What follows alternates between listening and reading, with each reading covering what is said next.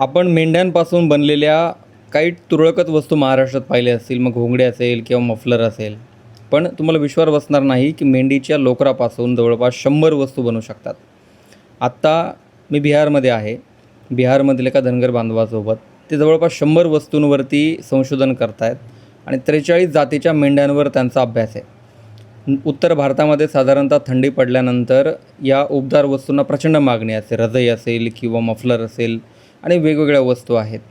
यापैकी 22 वस्तू ते स्वतः सध्या बनवतात आणि देशभरातल्या म्हणजे लडाखपासून ते महाराष्ट्र आणि इकडे कन्याकुमारीपर्यंत सर्व धनगर बांधवांकडून ते लोकर खरेदी करतात, ती लोकर जमा करतात आणि वेगवेगळ्या शहरांमध्ये त्याच्यापासून ते प्रोडक्ट बनवतात. मग हिमाचल प्रदेशमध्ये त्यांचं एक मॅन्युफॅक्चरिंग आहे, बिहारमध्ये एक आहे आणि मुंबईत ते संशोधन करतात.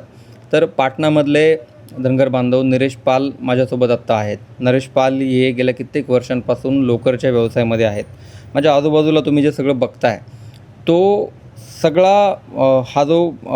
या सगळ्या वस्तू आहेत त्या मेंढीच्या लोकरापासून बनल्या आहेत. पण त्या काही महाराष्ट्रातल्या मेंढ्यांपासून बनलेल्या आहेत, काही बिहारच्या मेंढ्यांपासून, काही लडाखच्या मेंढ्यांपासून. तर वेगवेगळ्या वस्तू मी तुम्हाला दाखवणार आहे आणि नरेश पाल हा व्यवसाय कसा करतात, देशभरातल्या धनगर बांधवांची विविधता मी त्यांच्याकडून जाणून घेणार आहे की कुठल्या धनगर बांधवांचं वैशिष्ट्य काय आहे, कुठल्या मेंढ्यांचं वैशिष्ट्य काय आहे, हे मी त्यांच्याकडून जाणून घेणार आहे. ते अर्थातच हिंदीत बोलतात. हिंदी आपल्याकडे सगळ्याला समजते.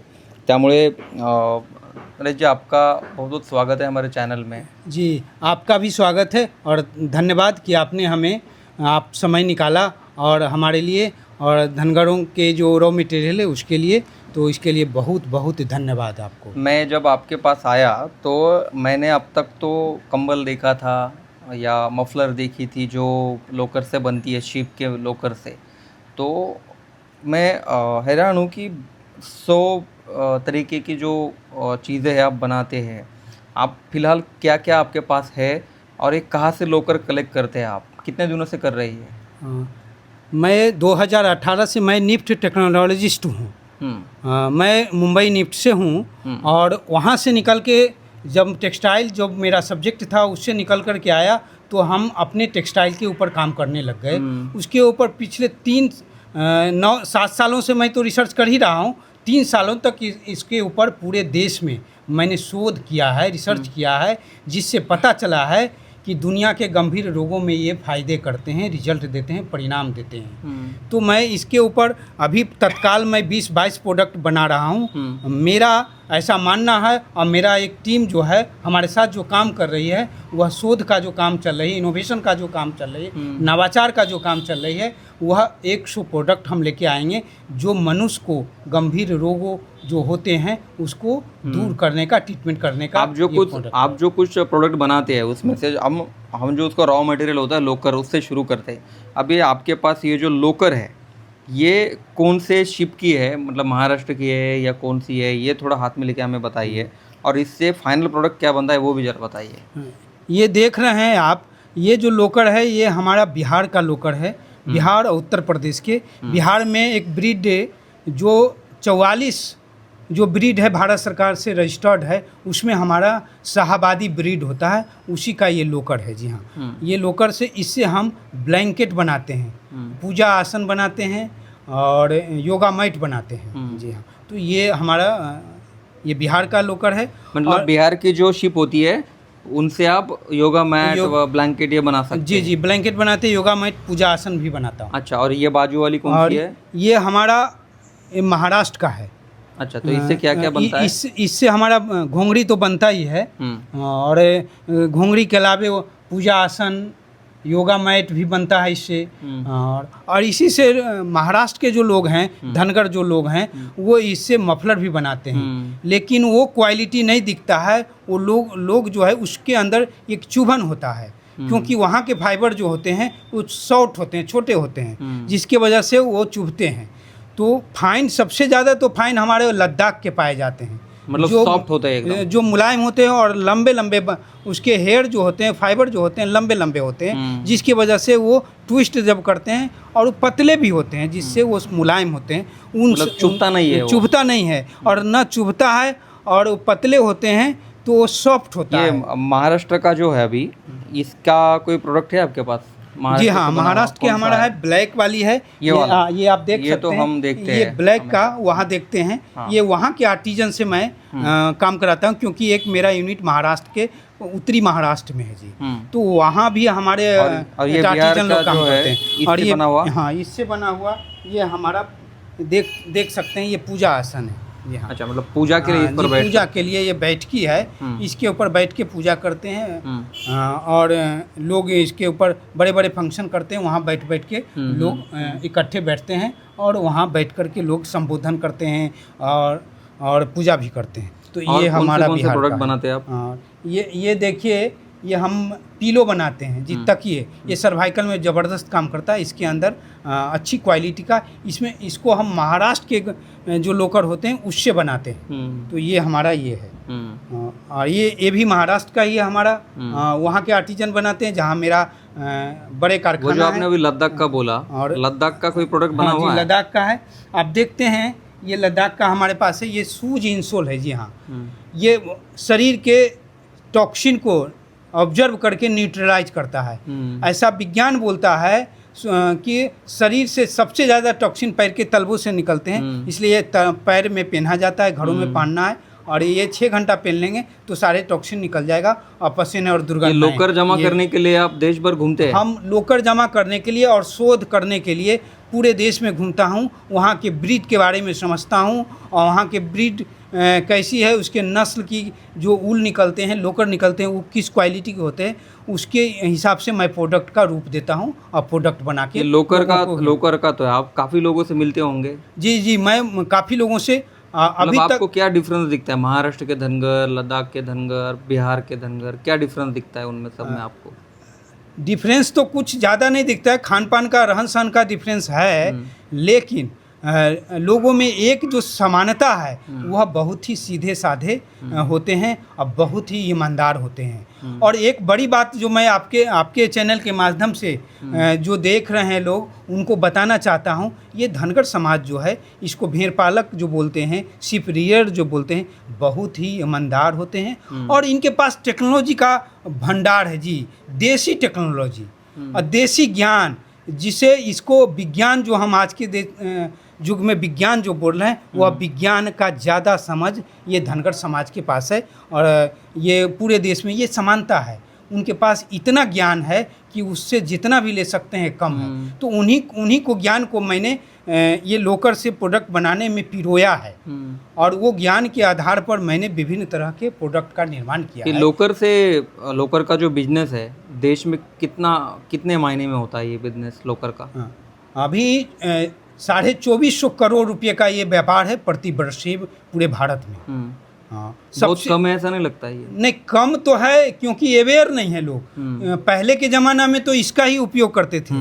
आज से 50 साल पहले जाएं, 100 साल पहले जाएं, तो उस समय तो उपयोग होता था। लेकिन आज के लोग जो है वह लोकर को समझ ही नहीं रहा है, और बच्चे को एजुकेशन टेक्सटाइल में नहीं हो रहा है, और शोध आधारित कोई एजुकेशन नहीं मिले। इसकी वजह से लोगों में अवेयरनेस की कमी है, जिसकी वजह से लोग इसका उपयोग करना अभी बंद कर आपने दिया। इतने खूबसूरत प्रोडक्ट बनाए हैं, ये एक कैप है, ये कैप है जी, हाँ। ये कुछ छोटे छोटे हैं, ये सर्वाइकल के लिए नेक बेल्ट है, नेक बेल्ट है, देखिए इस तरह से तो हम ये लोग है, लगाते मतलब हैं। इतने अच्छे प्रोडक्ट आपने ये बनवाए हैं। और भी कुछ है? ये देखिए, कुछ धागे महिलाओं हैं। को, खासकर महिलाओं तो को ध्यान फैशन के हिसाब से, इसलिए मुझे ये बनाया। पूछना है, अब आप देश में घूमते हैं, सभी तरीके के धनगरों से आप मिलते हैं, तो क्या उनसे मिलने के बाद आपको लगता है कि अगर ये लोकर का प्रोडक्ट है, अगर ये बहुत बड़े मायने में इसका प्रोडक्शन अगर किया जाए, या लोकर का प्रोडक्शन और बढ़ाया जाए, तो बहुत गरीब है ये धनगर आज भी, मतलब बिहार के देखेंगे तो जंगल में रहते हैं, कुछ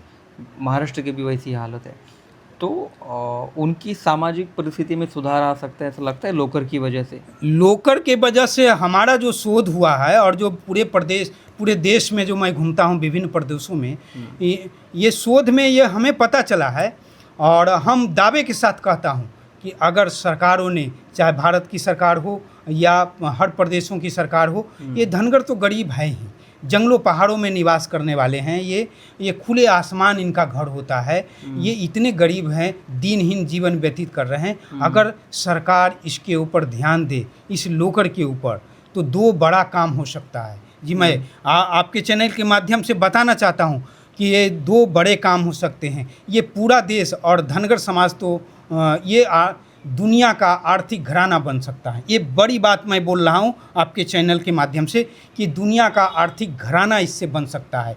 ये 2450 जो करोड़ का आज व्यापार वर्तमान समय में जो चल रहा है ये लोकर से, ये 2400 करोड़ नहीं, अरबों खरबों रुपये का ये कारोबार पूरे दुनिया में ये चल सकता है। क्योंकि दूसरा जो इसको यूज करने वाले जो हैं, आज देखते होंगे पूरी दुनिया गंभीर रोगों से ग्रसित हो रहे हैं, उनकी जीवन शैली बदल चुकी है। तो इस जीवन शैली को बदलने का काम और आपके रोग प्रतिरोधक क्षमता बढ़ाने का काम और विभिन्न तरह के गंभीर रोगों को ठीक करने का काम, कहने का मतलब है पूरी दुनिया को धनगर समाज लोकर से विभिन्न तरह के उत्पाद बना के अपना आर्थिक तरक्की तो कर ही सकती है। आर्थिक रिवोल्यूशन तो पूरे देश क्या पूरे दुनिया में ला सकता है, लेकिन पूरी दुनिया के लोगों को स्वास्थ्य भी दे सकता है।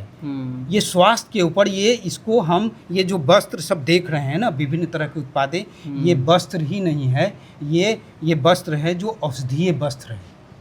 मैंने यही जो कारण शोध किया, है ये औषधीय क्या, वस्त्र यही कारण है जो धनगर होते हैं देश के विभिन्न भागों के, वो जंगल में घूमते हैं, खेतों में काम करते हैं, कितने महीने गाँव में नहीं जाते, फिर भी तंदुरुस्त रहते हैं, यही कारण है जी बिल्कुल। उनको बैक्टीरिया और वायरस उनको कुछ नहीं कर सकता है। एक और बड़ी बात जो बता रहा हूँ, जो धनगरों से हमें, भेड़ पालकों से जो है हमें जानकारियाँ मिला है, क्योंकि ज्ञान का तो भंडार है धनगर, ये शिप रेयर लोग, तो वो पता चला है कि ये जो जहरीले, जितने भी जहरीले जानवर हैं, छोटे छोटे जानवर हैं, जैसे सांप लो, बिच्छू लो, ये धनगरों को काटते नहीं हैं। क्योंकि जहाँ लोकर रहता है वो वहाँ जहरीले, जितने भी जहरीले छोटे छोटे जानवर जो हैं वह उसके पास नहीं भटकता है, नहीं आ पाता है, जिसकी वजह से धनगरों को देखते होंगे और शिप रेयर को जहरीले ये जो छोटे छोटे जानवर वो काटते हैं, नहीं काट पाते हैं, क्योंकि उनके पास आते ही नहीं।